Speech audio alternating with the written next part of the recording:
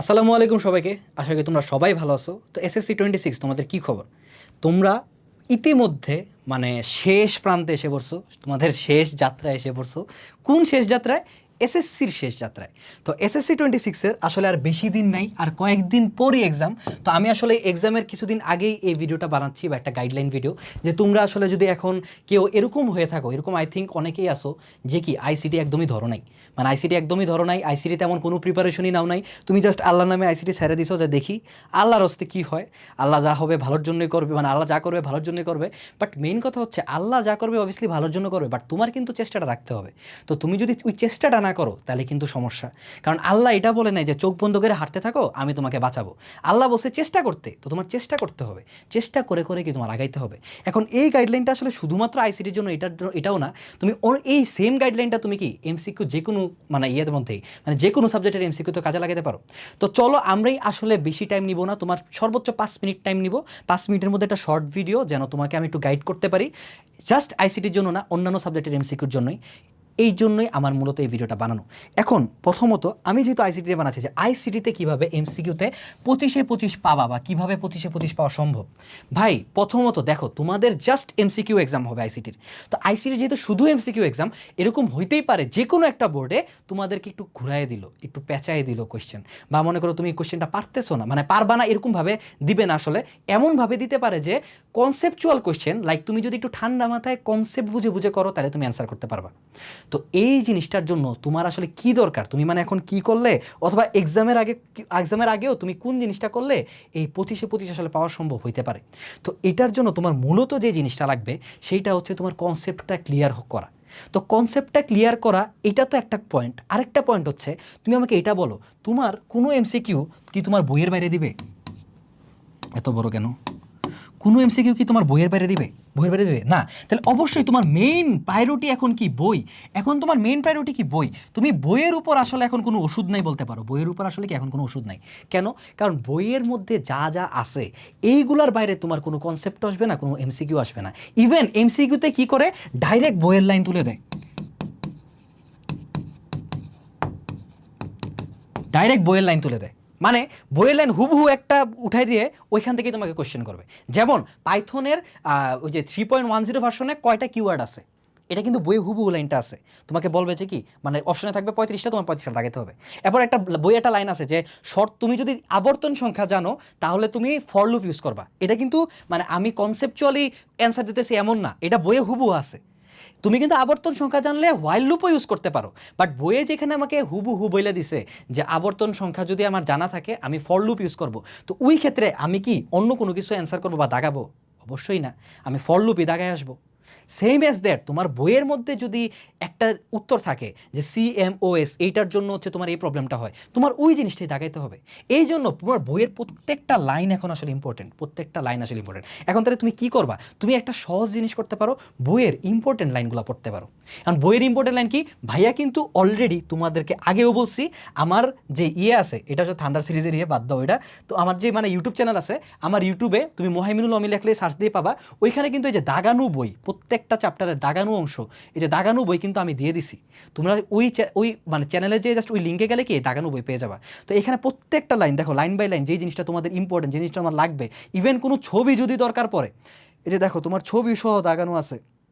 তুমি যদি উপরে নিচে নামো, যে ছবি সহ দাগানো আছে। তোমার যদি কোনো ছবি ইম্পর্টেন্ট পড়ে, ওই ছবিও তোমার কি দাগানো, যে এই ছবিটা আমার লাগবে, এই ছবিও ভাই দাগায় রাখছি। তো এইভাবে তোমার বইয়ের কন্টেন্টগুলো তুমি যদি ক্লিয়ার করে ফেলো, তুমি যদি একবার বইয়ের সবগুলো কন্টেন্ট ভালো মতো ক্লিয়ার করো, তোমার আসলে এমসিকিউ নিয়ে আর কোনো টেনশনে কিছু নাই। এই জন্য তোমার দাগানো বইটা তুমি পড়তে পারো। আর তুমি যদি মনে করো যে ভাইয়ার লাগানো বই আমি পড়বো না, কোনো প্যারা নাই, তুমি নিজে দাগাও, নিজে দাগায় দাগায় পড়ো, একটু কি এনাফ। তো আপাতত এখন তোমার জন্য মেইন হচ্ছে বইয়ের লাইন, মেইন হচ্ছে কি বইয়ের লাইন। সেকেন্ডলি তুমি এমসিকিউর জন্য কি করবা, মনে রাখবা এটা বোর্ড এক্সাম, এটা বোর্ড এক্সাম, মনে রাখবা কি এটা বোর্ড এক্সাম। তুমি মনে রাখবা কি এটা বোর্ড এক্সাম, এবং বোর্ড এক্সামে কি হয়, বোর্ড কোয়েশ্চেন রিপিট হয়। বোর্ড কোয়েশ্চেন কি, তোমার সবসময় মনে রাখবা বোর্ড কোয়েশ্চেন কিন্তু রিপিট হয়। তার মানে বোর্ড কোয়েশ্চেন যদি রিপিট হয়, আমি এই জিনিসটা কেমনে করতে পারি, আমি যদি অ্যাটলিস্ট মানে আর 4 বছরের, গত 4 বছরের টেস্ট পেপার টিপি লিখলাম, মানে টেস্ট পেপার সলভ করি, সলভ করি, তাহলে কি আমি রিপিটেড কোশ্চেনগুলো পেয়ে যাব না? রিপিটেড কোশ্চেনগুলো পেয়ে যাব না? আমি কিন্তু রিপিটেড কোশ্চেনগুলো পেয়ে যাব। তাহলে তুমি যদি তোমার এক্সামের আগের দিন 4 বছরের যেই কোশ্চেন আসছে গত 4টা এসএসসিতে, 26-এ তুমি পড়ো, এসএসসি 22 থেকে দেখলা, 21 থেকে দেখলা, ওই সলভগুলো করে ফেলো, তাহলে কিন্তু তুমি অটোমেটিক্যালি কয়েকটা কোশ্চেন দেখবা রিপিটেড পেয়ে গেছো। তখনই কিন্তু তুমি এমসিকিউতে আগায় যাবা। এবং আরেকটা জিনিস, একটা মেজর জিনিস যেটা মানুষ আসলে সবসময় ভুল করে, ওইটা হচ্ছে এক্সামের টাইমে 25-এ 25 কেন কেন যায় জানো? ওইটা হচ্ছে বেখেয়ালির জন্য। তার মানে ঠান্ডা মাথায় আমার এক্সাম দিতে হবে, ঠান্ডা মাথায় এক্সাম দিতে হবে। আর ওইটার জন্য দরকার কি? প্র্যাকটিস।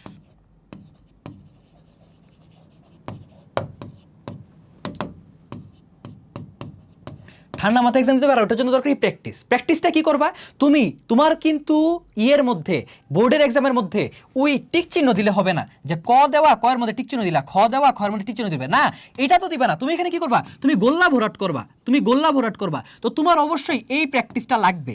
তোমার অবশ্যই কি এই প্র্যাকটিসটা লাগবে, যে তুমি ওএমআর শিট তুমি ঠিকঠাক মতো দাগাইতেছো নাকি। এবং তোমার বলে বলে দাগাইতে হবে, যে মনে করো একের অ্যান্সার ক, একের অ্যান্সার হচ্ছে ক, তুমি বলতে থাকবা এক ক এভাবে দাগাবা। এইটা হচ্ছে তোমার কি মূলত একটা মানে মেইন পয়েন্ট, যে অনেক স্টুডেন্ট করে কি, দুইয়ের অ্যান্সার খ সেটা জানে, সেটার উত্তর জানে, বাট দুইয়ের অ্যান্সার সে ওএমআর শিটে কি করে, গ দাগায় দিয়ে আসে। তো এই জিনিসগুলো করলে হবে না। এই জিনিসগুলো একদম সব সাবজেক্টের জন্য এনাফ, মানে ইম্পর্টেন্ট। তো আমি কি বলছি, তোমার এখন মেইন কাজই মেইন বই পড়া। এবং অন্য সাবজেক্টের চিন্তা করো, আইসিটি তো বাদ দিলাম, অন্য সাবজেক্ট তুমি যেই জিনিসটা এখন পারো না, ওইটা নিয়ে প্লিজ গুতাগুতি করো না। ওইটা বাদ, ওইটা আপাতত বাদ, ওইটা আপাতত কি বাদ। তুমি যে জিনিসটা পারো ওই জিনিসটাই ভালো করে রিভিশন দাও, ওইটাই ভালো করে প্র্যাকটিস করো।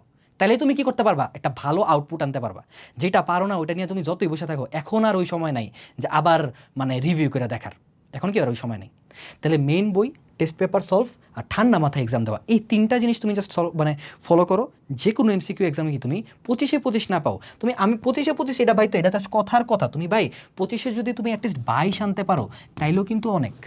22 আনতে পারো তাহলে কিন্তু অনেক, কারণ এমসিকিউর নাম্বারটা সবগুলো সাবজেক্টে অনেক ভ্যারি করে। ঠিক আছে?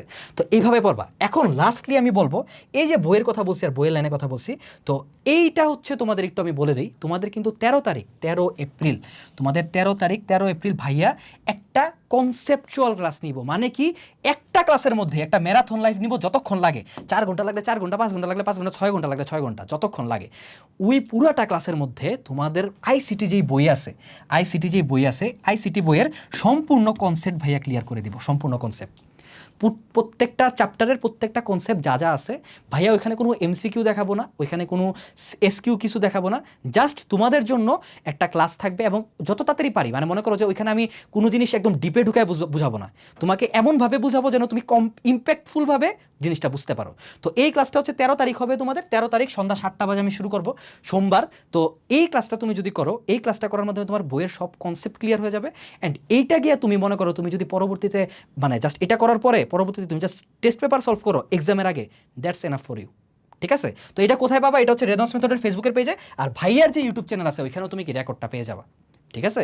তো লাইভ হবে মূলত রেদন্স মেথড যেই ফেসবুক পেজ আছে ওইটার মধ্যে। তো ইনশাল্লাহ 13 তারিখ তোমাদের সাথে দেখা হবে। 13 তারিখ হচ্ছে ভাইয়ার লাইভ ক্লাস নিব, একটা ম্যারাথন লাইভ ক্লাস, যেটার মধ্যে আমরা কি পুরাটা চ্যাপ্টার 2, 4, 6, 5, 2, 4, 5, 6 এই সবগুলো চ্যাপ্টারের আমরা কি করব, কনসেপ্ট ক্লিয়ার করব। এবং যতক্ষণ লাগে, আমি এটাই আশা করবো তোমরা সবাই যেন কি ক্লাসটাতে মানে উপস্থিত থাকো, আর কেউ যেন অনুপস্থিত না থাকো। কারণ ওইটার মাধ্যমে তুমি জাস্ট ক্লাসটা করবা, আর কিচ্ছু না। সারাদিন তুমি অন্য সাবজেক্ট পড়ো, সন্ধ্যা 7টা থেকে রাত পড়ো, খালি রাতের টাইমটা আমাকে দাও, একদিন খালি রাতের টাইম চাচ্ছি, ওই রাতের টাইমটা দাও। আইসিটি নিয়ে তোমার আর জীবনে কোনো টেনশন থাকবে না। ঠিক আছে? তো ইনশাল্লাহ ওই ক্লাসে দেখা হবে। আর এছাড়া তুমি যদি ক্লাসটা নাও করো, আমি কি বললাম, তুমি জাস্ট ভাইয়া যেগুলো বলছি সব সাবজেক্টের জন্য জাস্ট এগুলো ফলো করো, তাহলেও কিন্তু তুমি একটা ভালো একটা আউটপুট নিয়ে আসতে পারবে। ঠিক আছে? তো সবার সাথে ক্লাসে দেখা হবে, সবাই পড়ালেখা করতে থাকো, নিজের বেস্টটা দাও। মনে রাখবা, চেষ্টা তোমার উপর, রেজাল্ট আল্লাহর উপর। আল্লাহ কখনো একটা পরিশ্রম মানে যে পরিশ্রম করছে তাকে মানে করবে না, নিরাশ করবে না। তুমি তোমার পরিশ্রমের ফল পাবাই। তো পরিশ্রম করতে থাকো, দেখা হচ্ছে ক্লাসে ইনশাল্লাহ। সেই একটা ক্লাস হবে, পুরোটা ক্লাসের মধ্যে কি তোমার একদম যতটুক দরকার কনসেপ্ট পুরোটা কি ক্লিয়ার করে দেওয়া হবে। আল্লাহ হাফিজ।